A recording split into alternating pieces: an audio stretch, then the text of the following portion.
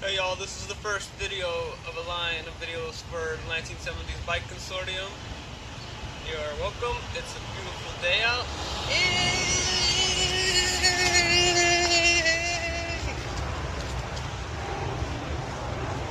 Oh, you're here.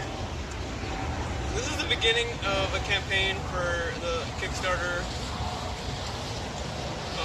drive to start a electric bike rental in the Connecticut region,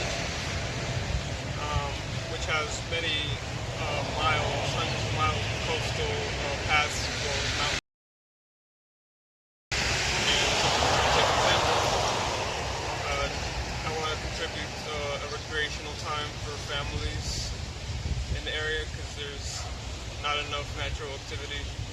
And also there's colleges, some colleges in the vicinity where college students can come out on the weekend or on breaks and take advantage of the bike rental opportunity.